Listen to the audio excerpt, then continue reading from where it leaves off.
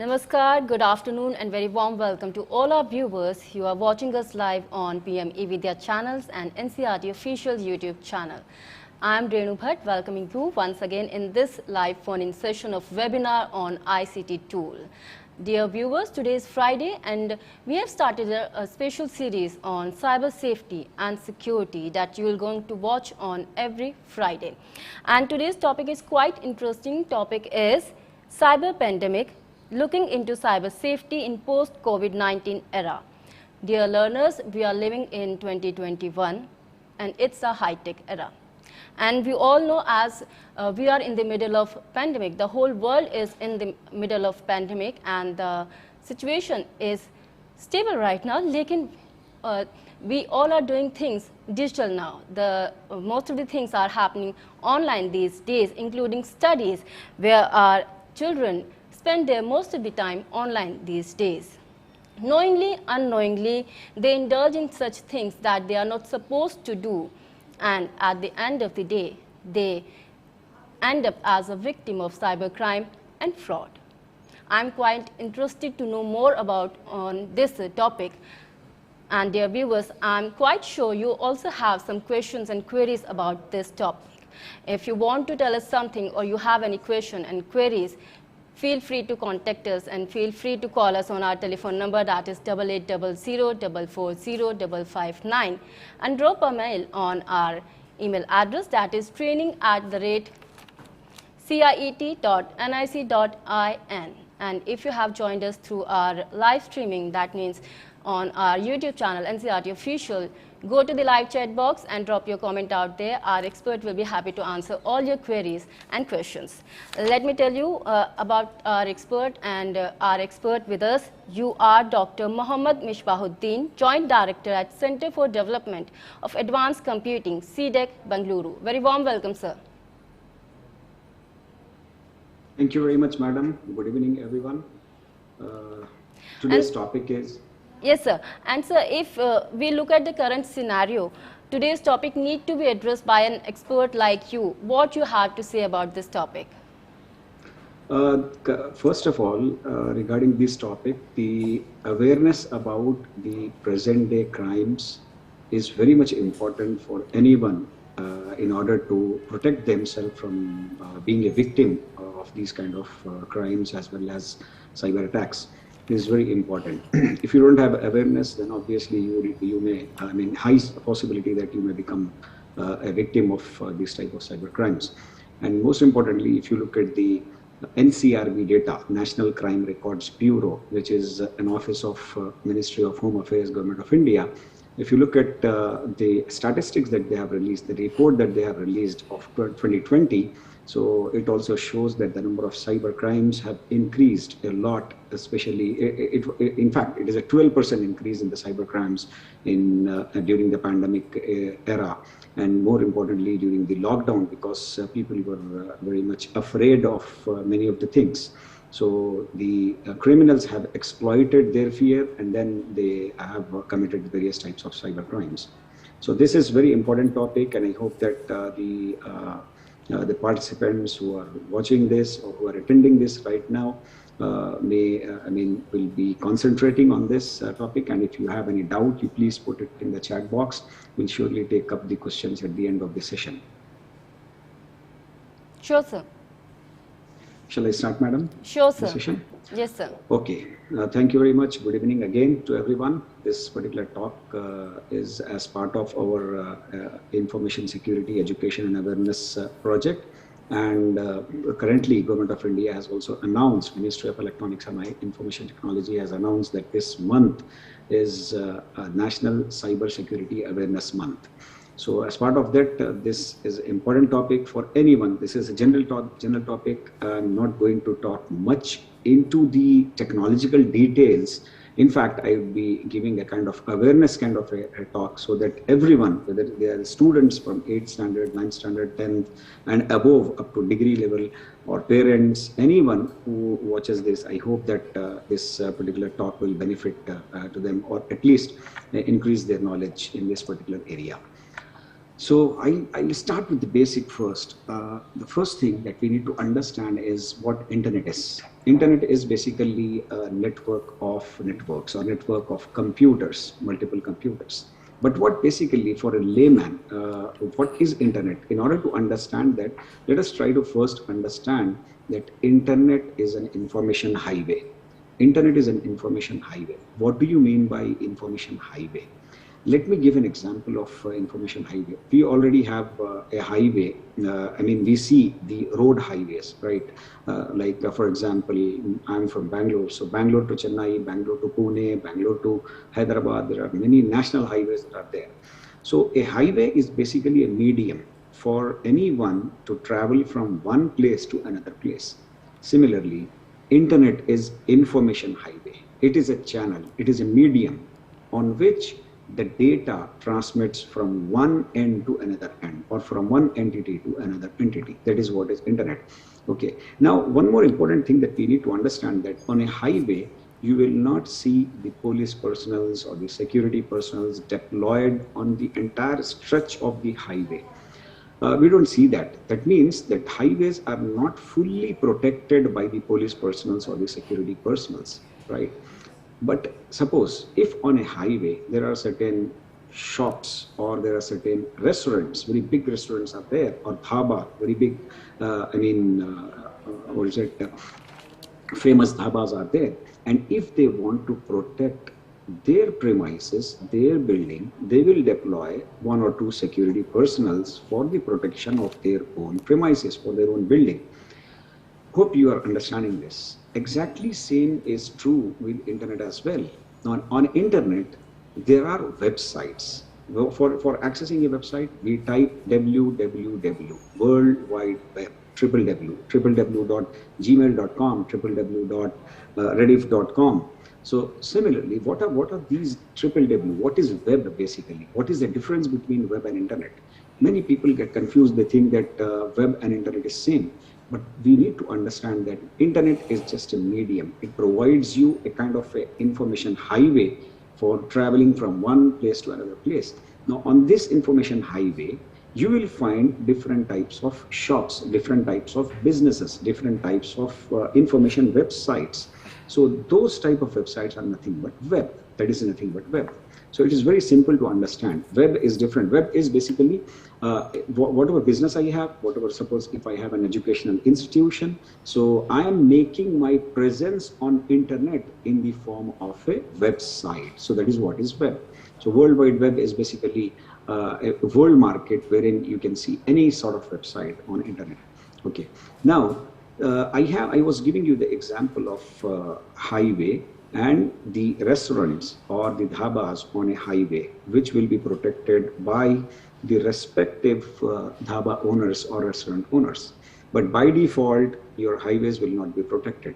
Similarly, exactly same is true with internet as well. Internet is information highway. Like in this image also, you are able to see, if you can, follow my cursor, you will understand this. So it's an information highway. On this highway, there are certain websites that are there. And if those websites wants to provide security to their web presence, then they will follow some security practices. They will follow some security protocols, and their website will be implemented using security implementations. Okay, that is how they will protect the websites that they are, or the resources that they are providing on their website. So by default, like highways are not secure, similarly, internet is insecure. That is how I want to start. Internet is insecure by default, unless and until a website provides you some sort of security in the form of HTTPS. Okay, so using TLS certificates and all. So unless and until a website provides security, internet does not provide you security. That is what we need to understand. So I hope that you have understood the difference between a web and internet. Now, what is surface web, deep web, and dark web? Let us say, there are different areas when you go on or travel on a highway. There are some safe zones. There are some danger zones also. Similarly, on web as well, there is one layer of web that is called as surface web. What is surface web? Basically, whatever websites we are able to access directly, those are nothing but surface web, like Amazon. Okay, without logging in also, I can see what all, items or what all things are being sold on Amazon, right? So Bing is a search engine, Google is a search engine, Wikipedia, there is no need for me to log in, YouTube, there is no need to log in. Without login also, I can access much of the content. So these type of websites which provides the content directly and which are accessible to this in using the search engine. Like in Google, if I search a particular website name and I'm immediately getting a website, then those kind of websites resides in a layer that is called as surface web. Now, what is deep web? Basically, deep web and dark web comprises of 96%. Whatever number of websites we are able to see just makes up to 4%. The surface web contains only 4% of all internet content, whereas 96% is deep web. Again, deep web has two different parts, deep web as well as the dark web. Okay, so what is deep web basically? Deep web is simple example to understand. A deep web is there will be certain sort of walls. You need to first authenticate yourself, then only you will be able to access your email. Let us say one example is if I want to check my email, then first of all I have to enter the login, like user ID and password. Okay, the first page, the login page which I am seeing is basically part of the surface web. Whereas inside, like my inbox, whenever I'm checking the email and all, that comprises, that is part of the deep web. Okay, or let us say I'm paying electricity bill online using my electricity department's website. So that particular website provides me, provides me access to my bill. So I can log in and I can make the payment of my bill. I can see the history also, how much I have consumed and how many payments I have done, how many bills are pending, all those details I can see. But I cannot see the bill payment history of my neighbor because he has that access. But internet has that content. Like web has that content, but I am unable to see that. So those type of contents which are protected in nature, basically, which are I cannot say fully hidden, but they are protected through walls of login and all that, or payments and all. Those are nothing but part of the deep web layer. Then we have the dark web. The dark web basically here. There are websites which are actually intentionally kept hidden, like drug trafficking. Many of the illegal activities, illicit activities will be carried out using this layer called as dark web. Okay, and the websites which are there on the dark web, these websites will not be accessible through your normal browsers. Like generally we use Google Chrome. Or if you are using Internet Explorer or Edge, which is also advanced version of Internet Explorer, or Mozilla Firefox. So if we are trying to access the websites of dark web through these browsers, it will not allow the access. So these are to be accessed through the browsers called as Tor browser, the onion router, basically. Okay, we don't have much time to spend on this particular topic. So just understand that these are intentionally kept hidden because many of the illegal activities are to be done. Now, many of the people ask the question whether dark web is safe or not. Depends. Dark web is. There are a couple of websites which are safe. Like if you go to that website through Tor browser, nothing will happen to you. But there are certain websites wherein your data can be hacked. Okay, that is also possible. Now, going further, let us look at the statistics. Where do we stand? Okay, this is a statistics of January 2021 taken from Hootsuite. So total population in India, it was recorded in January 2021 as 1.39 billion. Okay, whereas 35.2% people are living in urban areas. Out of 1.39 billion population, 1.1 billion are having mobile connections.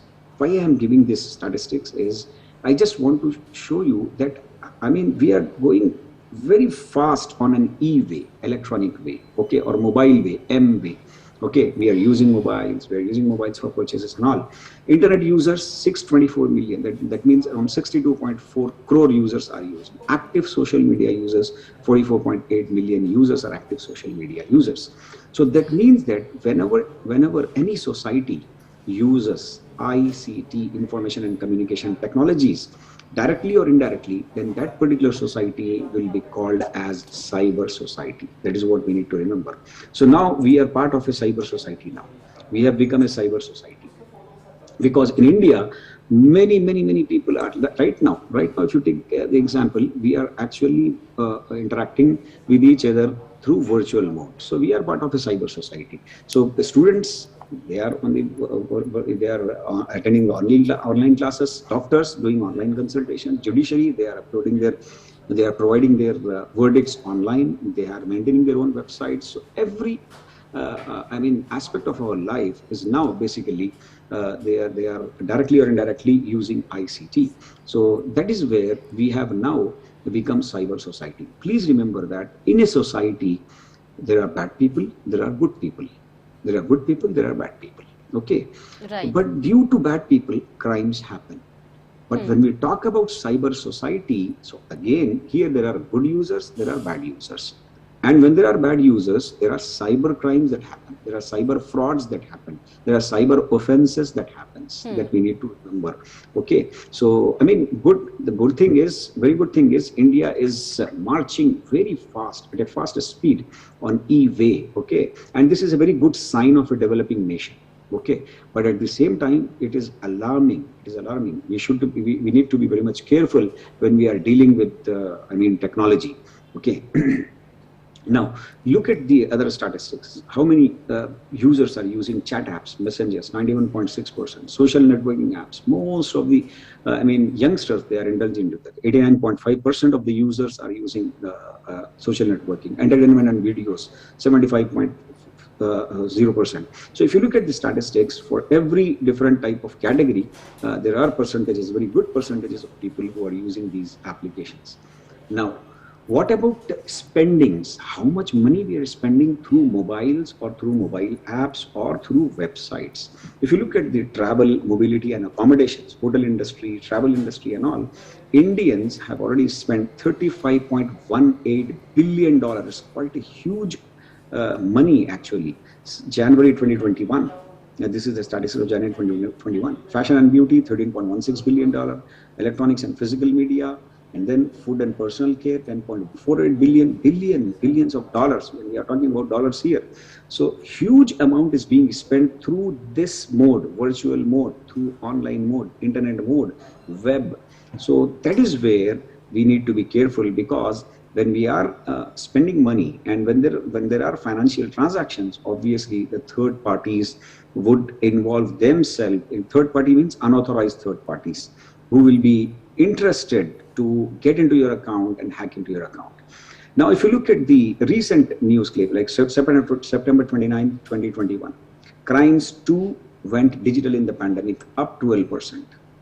So this is where we are talking about cyber pandemic. It has become cyber pandemic. People are saying that it has become cyber pandemic. Now, November 26, 2020, beware, your PAN, Aadhaar cards can be stolen.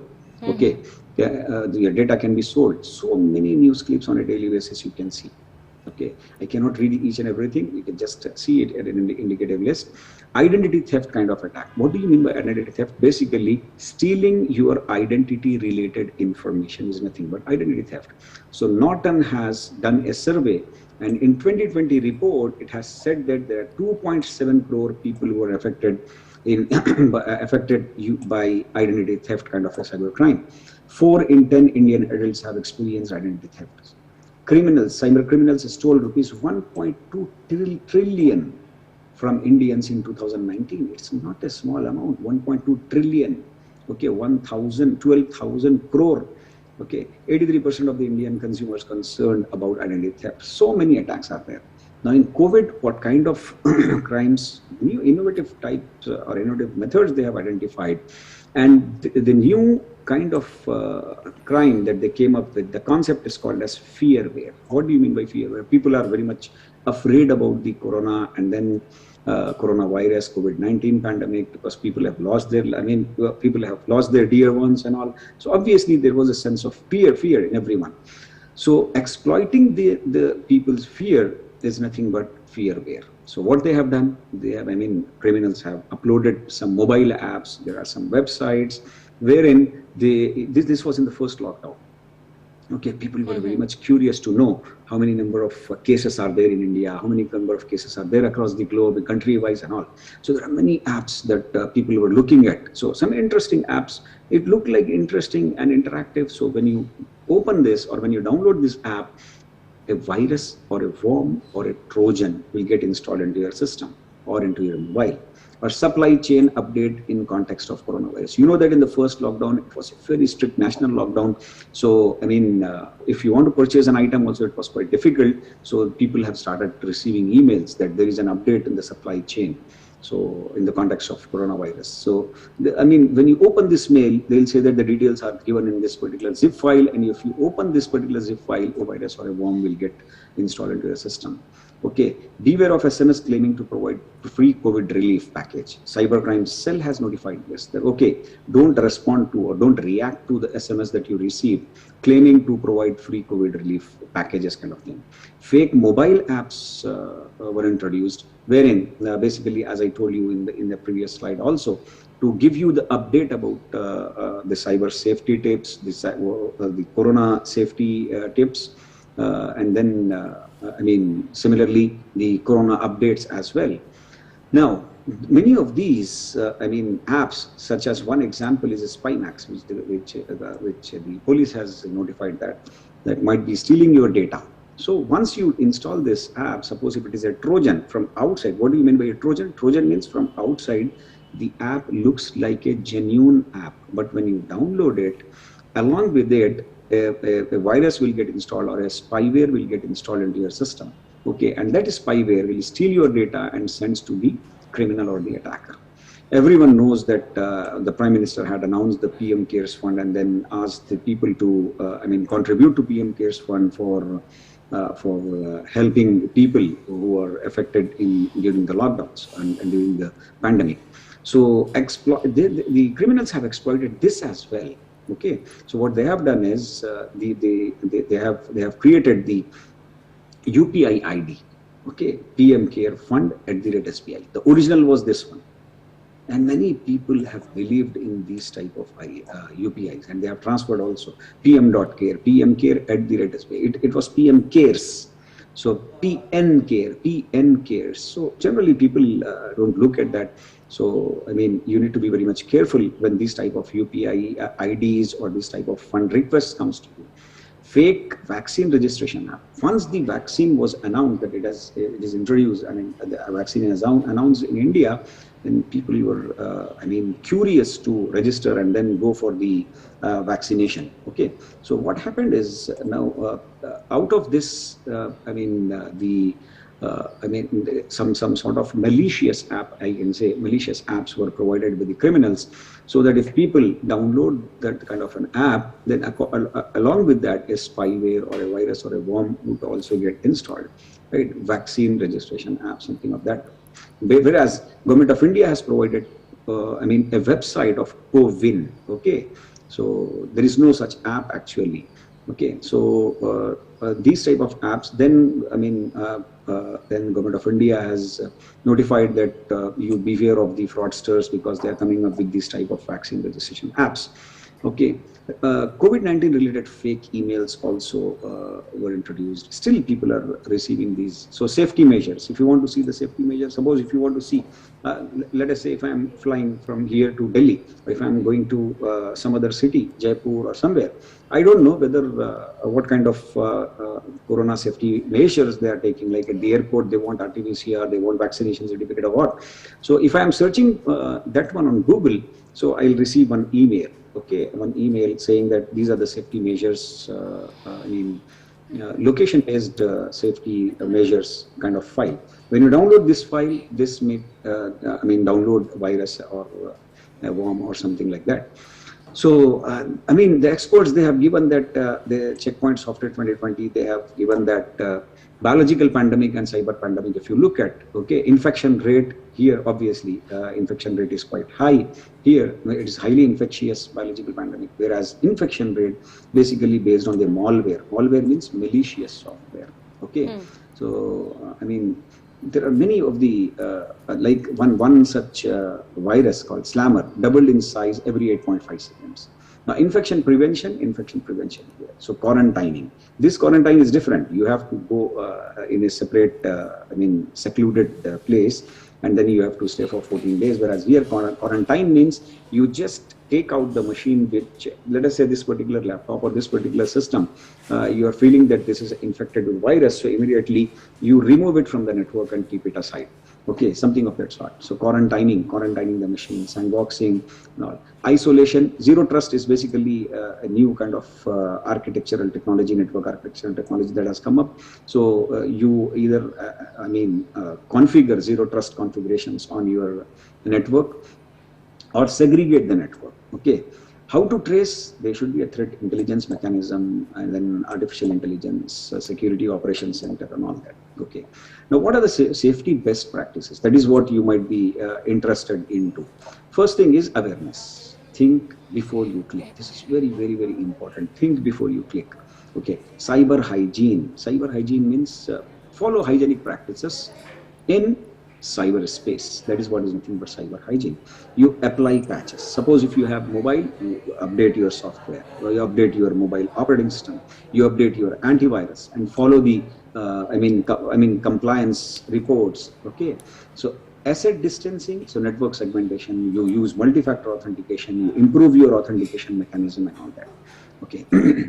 Now, the question we should ask ourselves is whether trusting everything in the cyber world is safe or not. Obviously not, because virus, worm, and trojans are common and major online risks and threats that you can see in the cyberspace. Okay. Now, what do you mean by a cyber fraud? Basically, a cyber fraud is nothing but any unlawful activity where cyberspace is used as a tool, target, or both. This is nothing but cyber fraud. Okay, any unlawful activity where cyberspace is used. Now, what do you mean by cyberspace? Because here the definition is saying that if cyberspace is being used for carrying out any unlawful or illegal activity, then that will be termed as a cyber fraud or cyber crime. So, what is cyberspace? Cyberspace is nothing but anything which has an electronic chip in it is called as a cyberspace. For example, mobile phone is a cyberspace, laptop is a cyberspace, my data card is a cyberspace, my pen drive is a cyberspace, my fully automatic washing machine is cyberspace, my AC is cyberspace, smart AC basically, smart refrigeration system, all those things which have become smart now due to the Internet of Things or kind of devices, chips and devices. These devices have become smart devices. Okay, if those type of devices are there, and if those devices are used to carry out any unlawful activity, then those type of frauds are called as cyber frauds. Okay, so there are many types of cyber frauds. The list which you are seeing on the screen here is not a complete list of cyber crimes. I'm just giving an example list, an indicative list kind of thing. Here, but this is not the complete. Few of the cyber frauds we'll now see. Now, where do we stand in India? How many number of cyber crimes? The number of cyber crimes have increased. 2020 report says that 50,000 cases have been registered by NCRB, National Crime Records Bureau. So it is keeping on increasing. If you look at 2014, it was 96222, but now it has become 50,035 cases have been registered, and cases are investigated, and people are arrested or so. Now, if you look at the statistics from the NCRB report, the number of cases in Uttar Pradesh and Karnataka, even though Uttar Pradesh had more number of cases, 11,097, Karnataka has comes second, but still the number of cases have come down comparing to 2019. So it has down minus 2.8%, minus 10.6%. But if you look at Maharashtra, it has increased 10.7%. Okay, huge increases in Telangana, where in number of cases registered were 86.7% increase from 2019. So this is very alarming. Now, what are the key areas that we need to focus? The first thing is we need to look at the identity. How can we protect our identity? How to, follow the, some practices which allows us to protect ourselves from various kinds of cyber crimes in this cyber pandemic. Okay, so strengthen your password. Okay, maintain security security measures as well as follow security practices in your mobiles, and then coming to discuss about social engineering. Let us talk about identity. Using identity, what all can be done? Identity theft. See, please remember that if my name, my email ID, my date of birth, my house address, this information is there, then this is called as personal information. Whereas if the information like my password is there, my Aadhaar Biometric is there, and my credit card details, my debit card details, my bank account details. So this information is called as sensitive personal information. And when we talk about sensitive personal information, then it is the responsibility of the owner of the information. I am the owner of my information, as well as the responsibility of the organization who is taking these details to protect this sensitive personal information. Because one of the clauses in IT Act, it says that maintaining reasonable security practices and procedures. Suppose if someone does not maintain the reasonable security practices and procedures, then they will be liable to pay compensation. So we need to be a bit careful about maintenance of this information, like sensitive personal information. Okay, as I said, that we have personal information, and we have the sensitive personal information as well. So let us get into this one about identity theft and ATM frauds. Identity thefts and credit card frauds, there are many frauds that are happening. 10 crore Indians card data selling on dark web. I have already discussed what dark web is. So 10 crore is not a small number, right? 18 crore, Domino's India's data breach, 18 crore user records being sold on dark web. So we have already downloaded Domino's app, or we have registered on the Domino's website for ordering the pizza, but our data might have gone. Like Air India's data was, Air India servers were hacked. It was a big news. Okay, the data from 2011 till date in the sense till the time the attack happened, like March 2021 or something, the data is already stolen. So millions or billions of records are already stolen. 70 lakh Indian debit card, credit card holders' data leaked on dark web.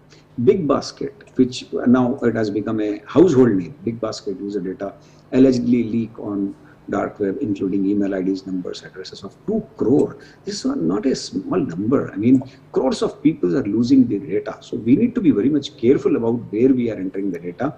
And at the same time, the organizations also should take up the responsibility to protect that information. Now, coming to the ATM frauds, if you look at the ATM frauds, this particular device, which you are seeing in this hand on the left-hand side, this particular device is called as a skimmer, okay, skimming device or a skimmer. This will have the same shape. This is the original card reader of the ATM machine, and this is the skimmer. I am writing it as S here. Okay, the shape, the size, and the color will be same exactly like the original card reader. So what the criminal will do is he'll come and connect. It is kind of a magnetic device, detachable device. The criminal comes, it hardly takes the criminal 1 second or 2 seconds to attach it and then detach it later. So when you swipe the card in this, when you insert the card into this particular device, because it is attached here, you are not aware. So what will happen is your card data will get copied into this device. And once you are gone, you left the ATM room, what will happen is the criminal will take it out and then he will copy this data into his system, and then he can create the duplicate cards. Now he has got the card data already. What about the PIN? So for getting the PIN, there are various methods. One is install some spy cameras in the shape of CCTV cameras. So that will be positioned in such a way that your PIN entry can be easily captured. Second thing is this is called as key logger. This looks exactly like the ATM keypad, okay? Whereas this is not the ATM keypad. This is an external device which looks like a keypad. When you type the keys on this, your keys will be copied in the chip which is connected here in the backside of this device. So your keys will be captured, your card data will be captured. Now skimmers basically works on magnetic cards, but these days, based on the RBI guidelines, every bank has issued chip cards. Chip cards. We are now having chip cards. Chip cards with us in our as part of our ATM cards. So the criminals have come up with a device called Shimmers. These are the Shimmers. These Shimmers can copy the chip card data as well. So it is alarming. Again, we need to really be very much careful about when we are doing these transactions. Okay, so what you need to do basically whenever you go to ATM, simply try to gently just shake it or try to pull it. If it is a skimmer or a shimmer, then it will come out. Otherwise, it is an original one only. So you need to be a bit careful when we are doing that. Okay, just apply some sort of common sense. Rogue POS devices. What do you mean by POS device? This is the POS device where we swipe the card in shopping mall, petrol banks, everywhere. These type of devices are found now. So what the criminals will do is they will create the outside covers, which looks exactly like the original this one, and then they will put these covers on top of these machines. When you enter the PIN, actually you are entering the PIN on this device and not on this device. So be careful. So generally people ask what to do then. So what you have to do is please. Exactly, sir. How can I or me or any layman can figure out it's a cover, or we have to protect our device or ATM from this? Right. So in ATM, as I told you already in the previous slide, that first of all you go and then try to gently shake it. So if this device, if you shake it, if it is a detachable device, it will come out. And you need to look at the camera positioning also, where the camera is. Okay. So these type of cases are there. I mean, people have identified the devices. Okay. There are videos circulated, viral videos are there. Okay. So here also the experts say that, the security experts say that you do the transaction, you swipe your card or use these machines only at those places where these machines are frequently used. Let us say if I am going on a highway and then there is a restaurant or a dhaba where hardly people are stopping and where hardly people are using these machines. So I am not doubting, I am not saying that that particular person is a fraudulent person. I'm not saying that. But for my own protection, I will not use my card there. Okay. Instead of that, I can use my Google Pay, or I can use the cash or anything. Okay. So if I'm getting it out, so this is just the picture where they can do what kind of manipulation in these devices. Okay. So a company which manufactures these type of devices, they have said that you can identify if the card is inserted too much into the device, then this is a suspicious device. So this should not be used. This should be used because this much of part of the card is outside. Okay. So this is one indication. Another thing, so you look at this, the width. If the width is more, then this is a rogue device. Rogue in the sense malicious device. If the width is more here, because when they are putting the outside cover, then obviously the cover will be bigger than the original machine. It has to be bigger because it has to fit in. So here you need to look at this one. This is the original one. This is safe. Suspicious. Here the buttons are like this. Here the buttons are not that much dark. Fourth, another indication is here the green light is there, that in here the light is not there. So these are few of the things that you need to look at before transacting on those type of devices. Now coming to Aadhaar, many of the people, they fear. Many of the people have asked also, is Aadhaar secure? We have already given our biometrics and all. I will tell you that Aadhaar servers are very much secure. Now look at the Aadhaar authentication ecosystem. This is called as CIDR. Okay, what do you mean by CIDR? CIDR means Central Identity Repository. I'm sorry, I'm not able to write because I'm using my mouse. Central Identities Repository. This is where our data, which is captured by UIDI, Unique Identification Authority of India, UIDI is maintaining a server called as CIDR, Central Identities Repositories. All our identities and its related data is stored in CIDR. But please remember that they follow multi-layer security. It is not so easy to hack, by any criminal to get access to this particular device, because as an Aadhaar holder, when I give, let us say if I go to a Russian shop and then there my authentication is to be done, the Russian guy has taken my my Aadhaar number plus OTP or Aadhaar plus biometric, then my data goes from sub-AUA to AUA. What is AUA? AUA is Authentication User Agency. Anyone can become a user agency, authentication user agency, and this is internet channel. And from here it goes to ASA, which is Authentication Service Agency. Authentication Service Agencies are trusted agencies of UIDI, and UIDI has identified these agencies. Okay, please remember that the connectivity from here to AUA till ASA is internet. Okay, direct. Okay, whereas the internet connectivity between ASA and CIDR is leased line connectivity. What do you mean by leased line? The physical cable connectivity from, let us say I'm sitting in Bangalore, from Bangalore, like CDAC Mumbai is one of the ASAs. CDAC Mumbai is ASA. So CDAC Mumbai has a direct link connectivity from Mumbai to Gurugram, where your CIDR Aadhaar servers are there. So please remember that Aadhaar servers are very safe, very secure, your data is secure. You might have heard some news or some news items or clips which says your Aadhaar data is leaked. Please remember that the data is not leaked from here. What Aadhaar does is Aadhaar provides you two services. One service is called as authentication service. Authentication service means when you give your Aadhaar plus OTP, it sends through all these agencies to CIDR, and CIDR will say that whether this person is authenticated or not. So it gives a yes or no, Y or N, that's it. It will not reveal any of your information. This is called as authentication service. There is one more service that is called as eKYC service. eKYC means know your customer, basically electronic way of know your customer. So in eKYC service, basically when this request goes to CIDR, then CIDR will reply back with your demographic data. What do you mean by demographic data? So a simple example of demographic data is my name, my email ID, my photo, my address. Okay, this is what is demographic data. This demographic data comes back from here in uneditable format. No one can edit that because it is a digitally signed data. Digital signature is a very good technology that, at some other point of time we can discuss on that. But digitally signed data and an uneditable format, this demographic data only, not biometric. Please remember, not biometric. This uneditable format demographic data comes back here. Suppose if this AUA or sub-AUA is not maintaining the proper security at their servers, and if the data is leaked from here, then you cannot blame CIDR. And that too, please remember that now Aadhaar does security audits of these agencies, and if they find any security loophole, they will be liable to pay compensation. They will be liable to pay fine, and Aadhaar UIDI may also ban them also. They block their services as well.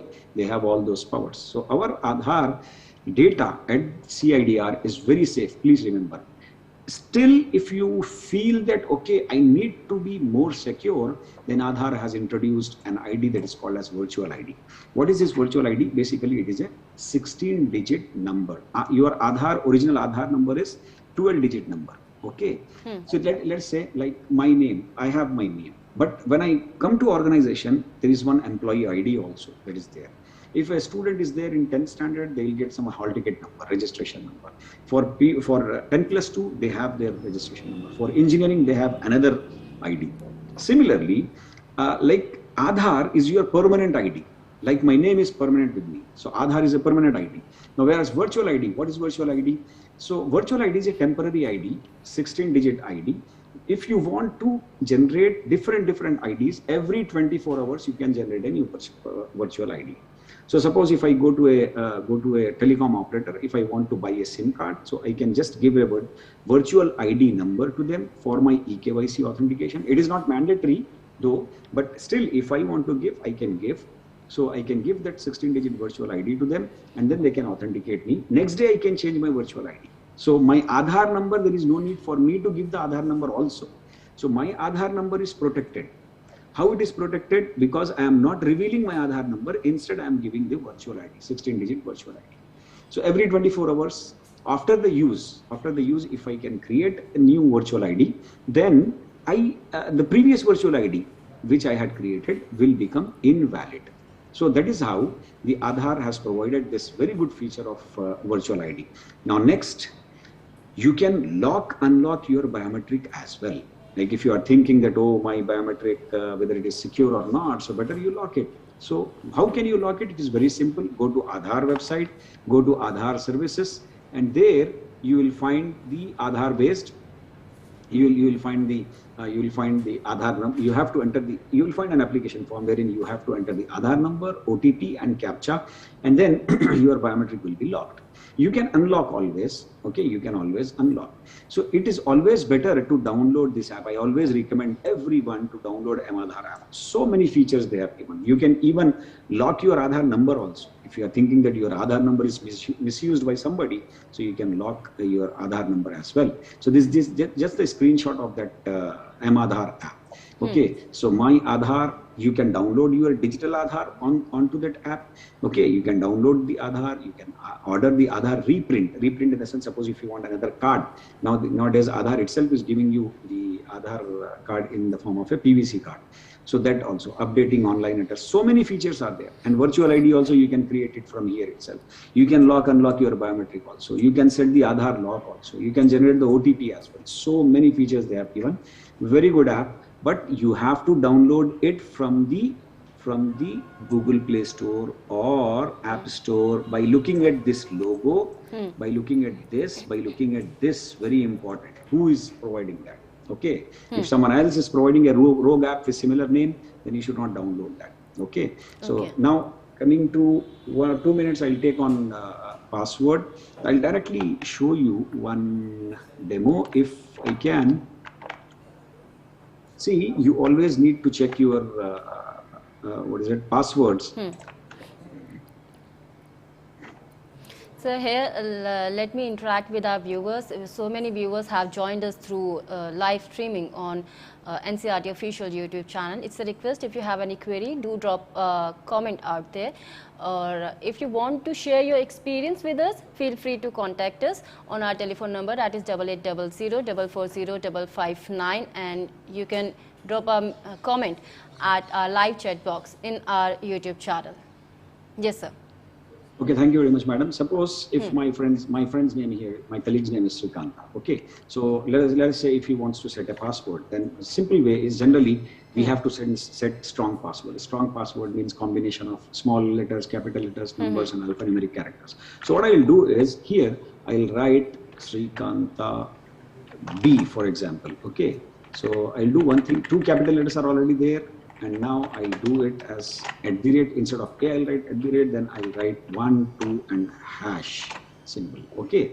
So this is what I have made it as a strong password. So it has combinations, it has a combination of small letters, capital letters and everything. But please remember that generally what we do is, hopefully you are able to see this website. So there is one website that is called as How Secure Is My Password. Okay, in this you can check your password strength. It will tell you how strong is your password. So I'm just copying that password here. It is saying that 200 million years.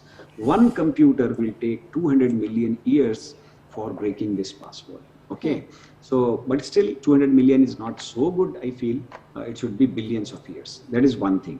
Okay. Second thing is we always do we have a bad practice that we always use the same password on different accounts.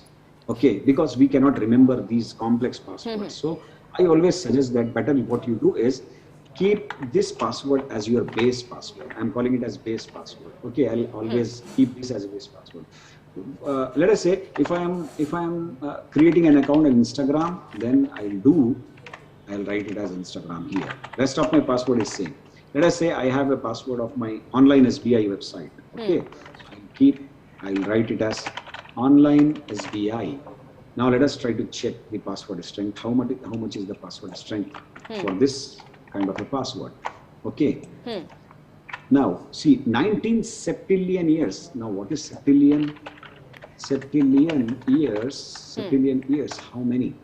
10 to the power of, see, after 1, there are 27 zeros that will come here. So many, that's such a big number. So many years it will take. So my password has become strong. At the same time, my password is different for different websites. For Instagram, it is this. For online SBI, it is this. But at the same time, what I am remembering originally is this much only. So this is a very simple practice. It's not an international standard. You can say that, okay, is it international standard? No, it is not an international standard. But yes, this is a simple practice so that we can set different passwords on different accounts. Now, one important thing, there are different types of attacks. I'll just skip that. Let me tell you, we are left with 3.5 minutes more. I'll just finish it off now. Now, please remember that the most important thing is, please do not share your password, passphrase, PIN, pattern, etc. There is a famous security statement which says that treat your password like a toothbrush. Do not share it with anybody. Change it every 3 months.